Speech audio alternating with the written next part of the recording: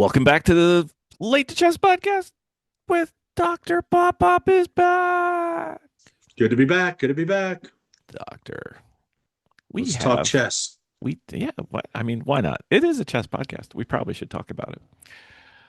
Doctor, I remember Yes. you were part of a group effort where I brought up this one book, which is going to form the basis for a series of episodes. I brought Yes. up this one book to make fun of one of our friends. And then I'm sitting there reading the book going, this is a really good book. you know, you know, maybe Yep. maybe this book, even though on appearances it looks kind of dumb, like it's one of those chess books you'll find in the airport or something. It's not like deep, Correct. Dvoretsky's Endgame Manual or anything like that. Right. Right. It's it's kind of light and fluffy, but Right. I got it as a gift when I first started playing chess. Somebody said, "Oh, you're playing chess? Oh, look at this. This is the Tao of Chess." I'm like, "Okay." And then I looked at it again now that I'm a little bit more further down the road, Right. and I'm like, this book, it's like the ancient Chinese wisdom from those Chinese kung fu movies when you're growing up. The old sensei, you Right. know, even what was it, Karate Kid, the wax Yeah. on, wax off. Wax on, Oh, wax yeah, off. yeah, yeah, yeah. And I'm looking at this book going, if we did what's in this book, we'd be better than we are right now. So why are we Right. making fun of this book? Right. Right. Well, I can't even, this is coming out of my mouth, but there are some principles Principles. in, Uh-oh. I in know where we're going.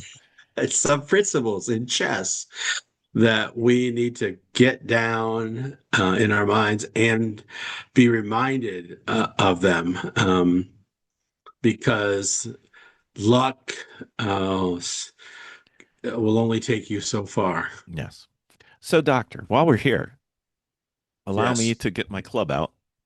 yes. And there's this dead horse over here, and I want to whack on the dead horse. Some would say beat on the dead horse. Yeah. What's the difference between a principle and a law?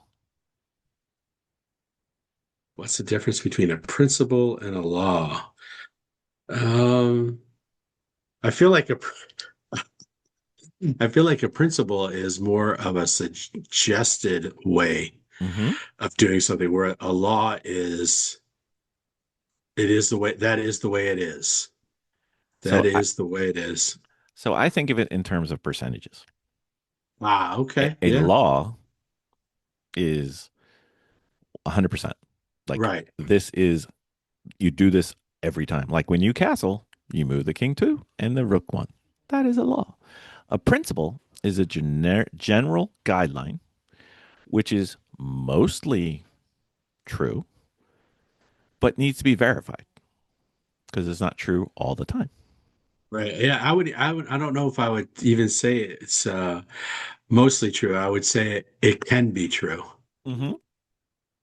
But if it's true, it's good, right? That's kind of fundamentally. Yeah, I guess. Yeah. Okay. Okay. So when it's true, it's good. When it's not true, it could be bad. And sometimes when it's not true, it could be really bad. So we have a very dear friend who likes to play strongly with principles. Little chess for sure. Yes. Yes, I'm talking just in chess. And I think that may be holding them back from where they could be because instead of following the principles almost, I'm going to use the word blindly, but that's only because my vocabulary is not coming up with a better word. Hmm. I think we'd both like to see them calculate to confirm the principle to make sure it's the Yeah. right one to do in that particular part. So, such as Tao of Chess, Tao of Chess, TAO of Chess. We're going to do a um, series with this on each chapter. And some of the chapters will take longer than others, but this is good, and I thought it would be fun to start with this. So the first chapter in the Tao of Chess, which is just a series of what I would call these principles. The first chapter is on the board, and there's only four principles in here, and I thought we'd go over them and discuss them a little bit. Some of them I actually hadn't heard written in this way, but the first section of the board chapter is if you control more than half of the squares on the board, you have an advantage. Had you heard that before? Put that way? No. I say it one more time. Say it one more If time. you control more than half of the squares on the board, you have an advantage.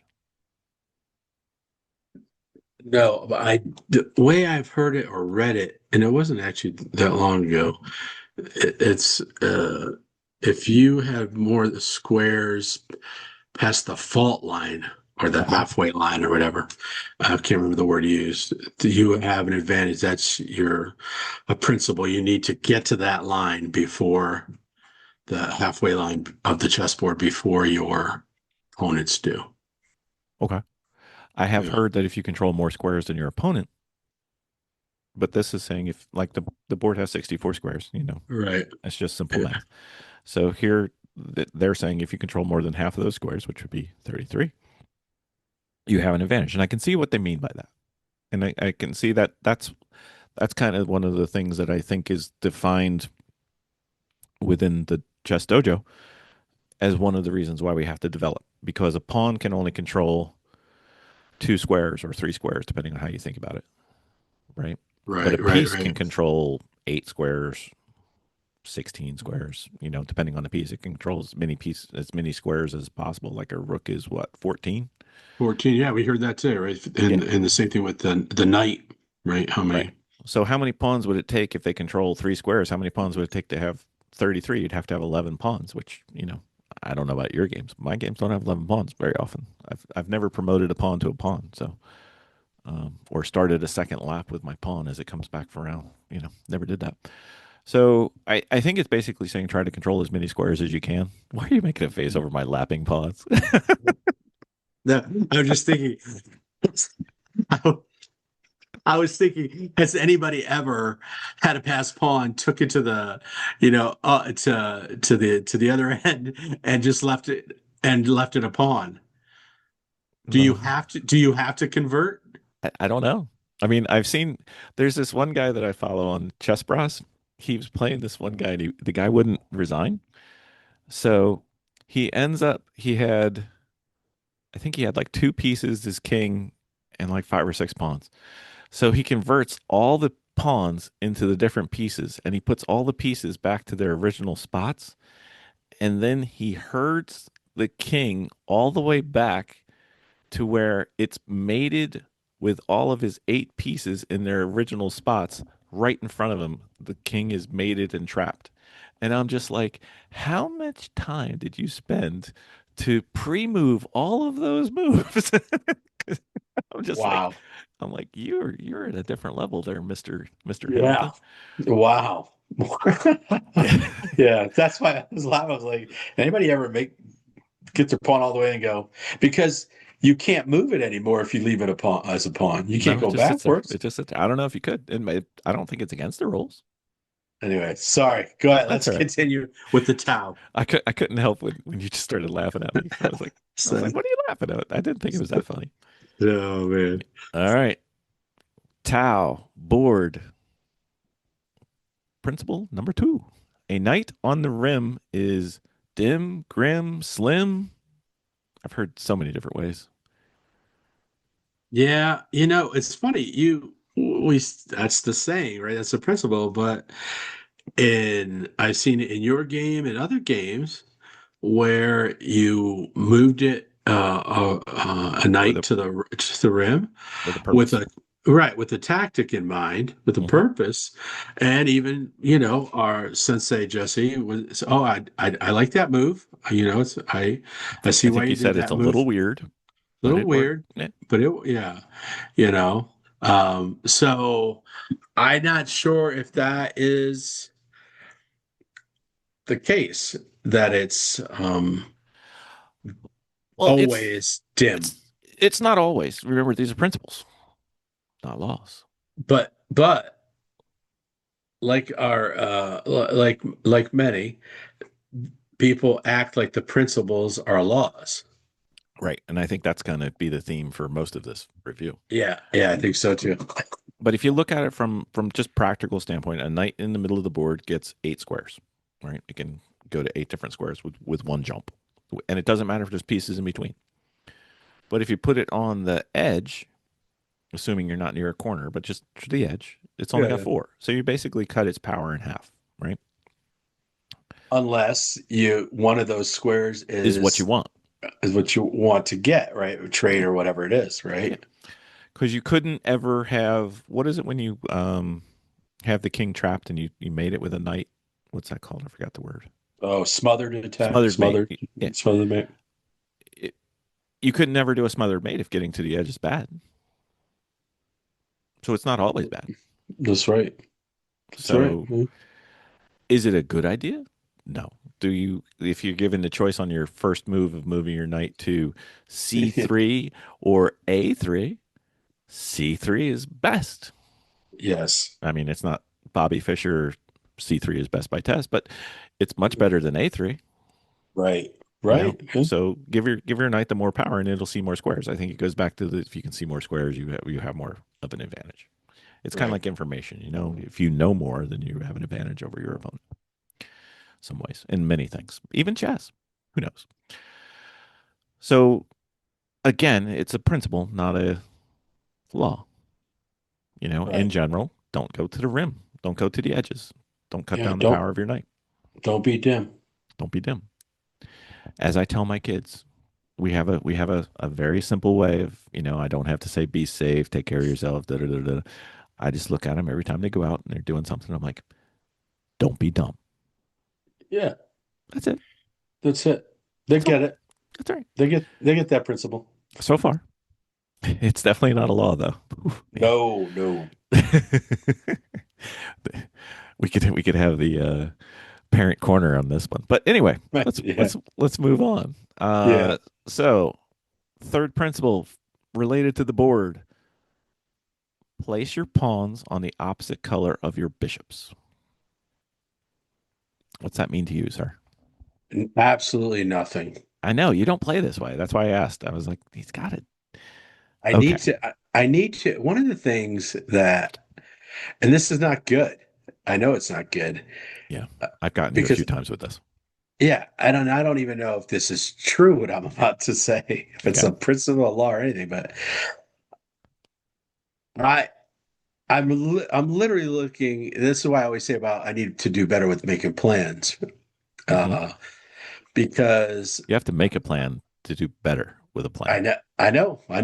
And I'm like, okay, these are, even if I have candidate moves or, Hmm. right, I'm like, okay, this is this move. And it's not that I don't think, okay, if I do this, I can do this. I hope I can do this, or depending on my opponent's moves. I just have never, it's new to me, this idea of paying attention, particularly, I get the bishop thing. Um, But when we're talking about the pawns, I don't know. I intuitively I think I'm being intuitive by saying, well, I can maneuver whatever those the squares they're on. And I know that's not true. No, it's not.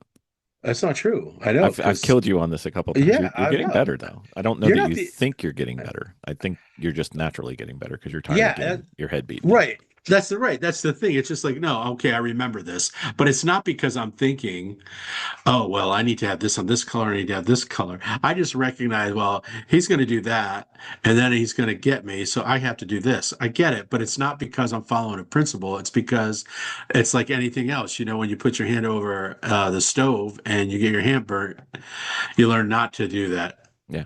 It's again. it's why the forehead's slightly slanted backwards because you've beaten your head into the wall, right? Yeah, right, exactly. So I wish it was what you're saying. I'm like, oh, of course. Well, Well, because, yeah. yes, that's obviously. I mean, who doesn't?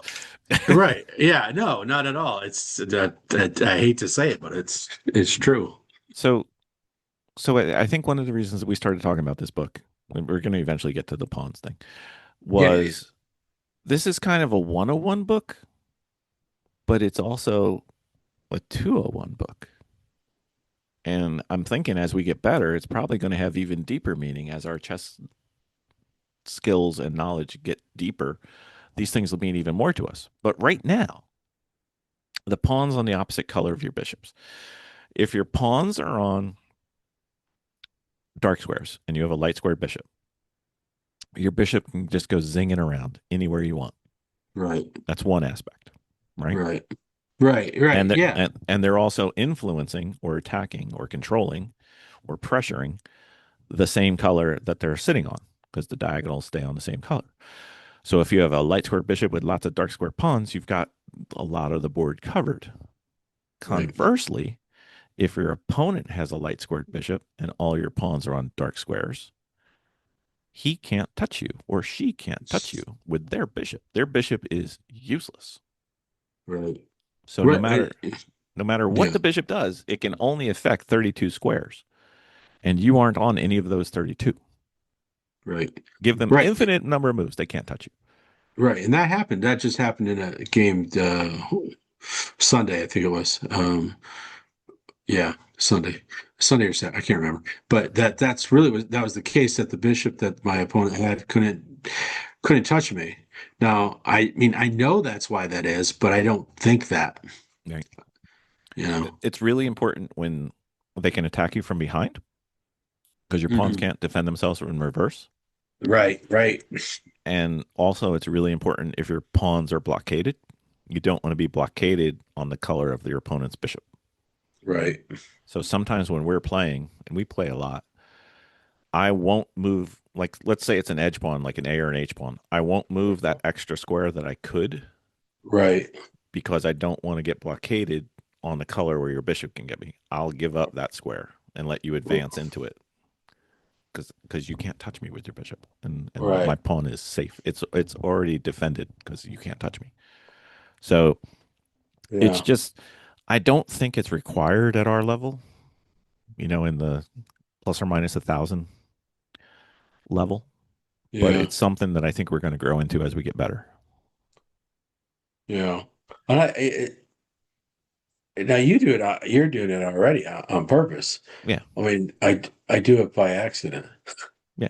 Well, but but that's why I also miss it yep. because I'm not. It's not you know lodged in here as okay. If I can keep these rooks on the dark square and get rid of the dark square bishop and only have to fight against the light square bishop, Right. I especially in the end game, and I think that's why it's important for me to Mm-hmm. learn this is because Right. my end game is Affected baloney. by this. Yeah. It's terrible because I'm not paying attention to that to get to the end game. I get to the end game and then I'm like, wait, he's just going to eat up all my stuff. It's like playing against Pac-Man. Yum yum yum yum yum yum. Yeah, yeah, yeah, It's the yeah. same thing. Like you can't get knife forked if the pieces are on two different colors. Right, So if your right, king's on the dark square and your rook's on the light square, you can't be knife forked. It doesn't matter. I don't even look. Like if they're on different right, colors, I know I'm safe. right. Yeah, And that comes in handy when you're under time pressure at the end. yeah, but yeah, Because it doesn't matter if I'm what distance yeah, I am. right, It, it's like eliminated from thought. I don't have to worry about it. right. That's right. Yeah. Huh. Yeah. Oh God, I'm helping him beat me more. Oh yeah, already you helped me with my bishop is useless because of the moving it only one square. So I got that down. I'll Yeah. remember that one. Yeah, but you And moved it to one and this square one. and then you moved it back and then you moved it forward and then you Well, moved it yeah, back. yeah. I mean, my bishop is like an old Englishman on a walkabout. That's right. Doing the do-si do over square dancing, right? Oh my goodness! Don't remind So me. so he played a game for the home players. He played a game against me and we were on move, I think it was 26. This is approximately right. 26 and his bishop had moved 8 times out of the 26 moves and none of them were for a check and none of them were for a capture or a tactic. They were just moves. So nearly one third of your moves were to just move your bishop back and forth and up and down. Absolutely no point whatsoever. Yes. No threat, not even a threat. Never mind capture, not even a threat Nope. to anything. Yep. It was just Walking around going, yeah, I can do this. I got time. I got nothing but time. I got nothing but tempos. So, all right, last one for chapter one of the Tao of Mhm. Chess, dealing with the board. This was surprising to me the first time I saw it, and it wasn't in this book the first time I saw it. And what it states is that the path, horizontal or vertical on a chessboard, is the exact same number of squares as it is to go diagonal. So A to 8 is 8 squares apart. A1 to A8 is 8 squares apart. I got to use the whole words. And A1 to H8 is 8 squares apart. Right. Why is that important? Because when you're in the end game, Ah, doctor's favorite th- part. and this is why I don't know this. Go ahead. We're going to have an end game section just for you one time. God. So explain it to me. So when you're at the end game, right? Right. If I'm chasing you with my king, I can go diagonal or horizontal, and it doesn't really matter if I just need to go in one direction. Right. Right. Okay. Yeah. Yeah. I could go from a corner up to the middle and down to the other corner just as easily as I could go straight across. Right. Yeah. Yeah. That I So got. I got. yeah, so that comes in handy when you've got certain squares I'm not allowed to use. Like if you have a bishop and I can't use the light squares, I can just diagonally go dark squares around your bishop. Your bishop can't touch me, yet I'm still not taking any extra moves Right. Right. Yeah. with a king. Right. I'm doing it in my head now. I'm looking at the board in my head. Yeah, I thought we were doing this for our listeners, but I think we're doing this one more for you. Yeah. Yeah. Yeah, right. This is my sofa time. End games. Yeah. Okay. Okay. Yeah. I see it now. Okay. Yeah, So I see it now. Okay. and it's not that these things are really deep ideas. It's not that these things are really complicated, but if you never thought about it or you never heard it, Mm. you're kind of like, oh, or at least I Yeah. was. Yeah, well, yeah, because that's where it actually is. This is why it's always, what do they say? It's a simple game, but it's a Yeah. hard game. Yeah. There's only Um, 64 squares. How hard can it be? I mean, the math is simple, Yeah. right? They only Eight, move in eight, eight. one style. I Okay. mean, how hard can it be? So you do the if you do the math, it's just doing the math in the moves. Yeah. That's the thing. While you're making the moves, Mm-hmm. you know. Yeah. Huh. All Yeah, right. I didn't think of it that way. Well, That's there you good. go. There's a reason why we're doing this. I didn't know it was Yeah. for you, but that's fine. Yeah. It's, we want to help everybody. And Listen, go ahead. every group, every place has a charity case. Yeah, Thank you. for sure. We're here for you. Thank And you. you know what? We've never actually said this on this. I was thinking about this the other day. Hmm. On this podcast, we've never actually said it, but one of the things that's been the most helpful was finding somebody to learn with. Oh, absolutely. Yeah, that's the deal. Even I'll just say it because I do. I mean, I love that we have Jesse for sure, Yeah. but I think the best thing for me is having a a good friend who I play chess with and learn with and can ask questions with in a cohort with others too. Hmm. That because I wasn't really getting much traction uh, until that kind of camaraderie and that kind of learning together and Hmm. learning things and well, just like this, thinking about it in a different way. And we do Uh, think differently about chess, you and I. We do yeah, different approaches. Not for one's sure. not better than the other ones. They're just different. It's just different, but we're both funny though. We're both getting better. Yeah. And I'd say really, I'm not a mathematician, but exponentially, Pretty close. you Yeah. know, pretty close. I mean, it's not, it's not 1,500 tomorrow, but compared to where I mean, we, we need more podcast episodes. We got to take our time. that's right, that's right, That's why we're where we're at. We want to take that's right. our time. I mean, yeah, we could finish this next week, but That's right. I don't want to do it all in one day. yeah. But yeah, I think you're right. I think having someone to bounce it off, play against, review games, and not review other people's games and stuff is Ask a question, whatever. yeah, it's just helpful and it's not just in the skill or Mm-mm. knowledge. Motivation. Doctor, you froze. Come back to me. This is where it's anticipation. So it's good to, Up, you're back now. You yeah. froze. Oh, sorry. I said it's good to, everybody gets, I think, discouraged no matter who you are in Sure. chess. And it's good to be encouraged, Yeah. you Talk know. people off the ledge. Yeah, I mean, I've thought of, I probably thought of quitting chess 532,000 times. Yeah. But you never thought about the color of your bishop and your pawns. And that's probably why I thought about quitting. But now I won't There because you I go. know. Yeah. So if you can find a chess partner, it's always fun. If you can find a friend who's a chess player, even better. If you can find a Yes. chess partner friend who motivates you, even better. And you know what? You can write into late to chess podcast at gmail.com. Actually, it doesn't have podcast in it. Late to chess at gmail.com. That's Maybe right. we can start a group. Maybe we can have like tournaments. Maybe we can play together. Maybe the whole team. Maybe we could have meetups Yes. as long as we have people that want to meet. Yes. Bill and I will go anywhere. Pretty much, yeah. Doesn't take a lot. Yeah. Doesn't take a lot. We we No. we make bad decisions all the Yeah. time. Very, all the time. Yeah. So I think that, I don't want to put it.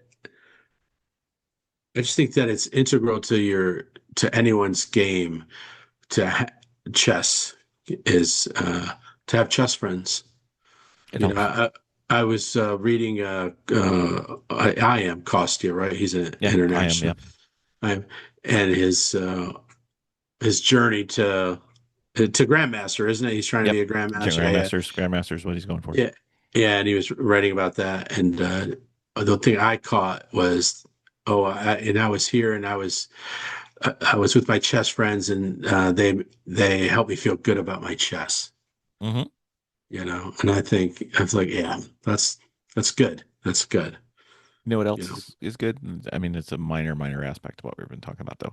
Sometimes you and I will be talking, or we'll talk to other friends and whatever, and even the review group that we're part of. And somebody will say, "Hey, I don't know this," and then one of us will have read an article, seen a video, whatever, and be like, "Oh, look at this. This will solve your problem."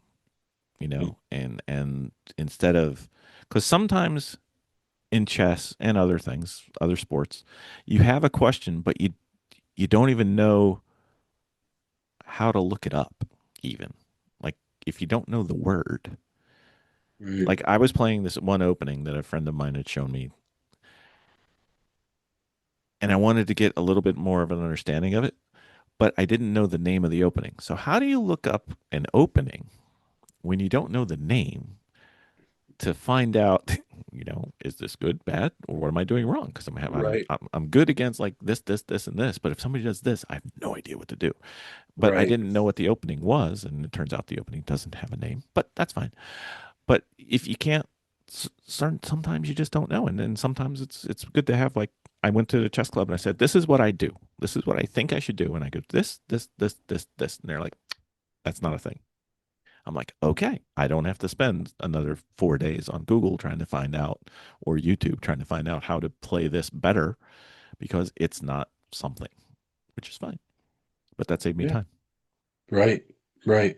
Yeah, that's right. Yeah. I mean, we all have different, which is also fascinating with all that's out there. How when we share something like, "Oh, I've never seen that." Yeah. That's What do you mean the number one chess channel on YouTube I've never heard of? Well, yeah, yeah. I'm like, oh, okay, this is great, and it's helpful. yeah, Yeah. it is. Like we had the one last week, I think it was. Was it on past pawns? No, it wasn't past pawns. What was it? Mm, It was on something with pawns. Pawn breaks. Home breaks. Yeah, and we were trying to define it. We were trying to, and somebody had I think it was a YouTube, and then somebody else had a article, Right. and it cleared everything up. And I think the whole group benefited from that. So it was kind of fun. For sure. For sure. So you know what else is good? I'm gonna pimp the promotion. If any of our listeners have these, and they don't have a chess friend, or even if they do, but they just want us to do the work for them. Late2chess at gmail.com and say, hey, what does this mean? Or what do I do? Or what should I do? Or Right. I'm new to chess and I want to know what opening I need to start with. I have thoughts.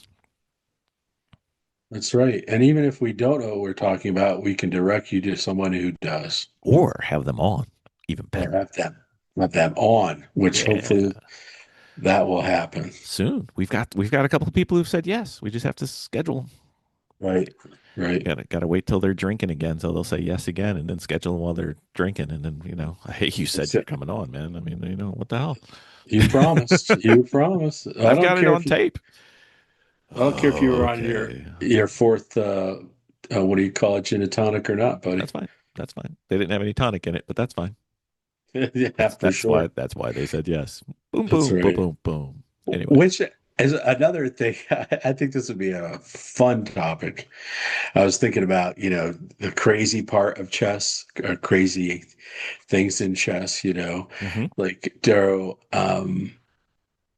And so and you know how it's different, not just sports, but different parts of life, like a professor or an engineer or a doctor, there's all these kind of stereotype kind of things, it'd be interesting to what are chess players kind of what's the stereotype of chess players? Something, in different eras, like they were big drinkers or they were big smokers or they were hmm big, or they were like Bobby Fischer.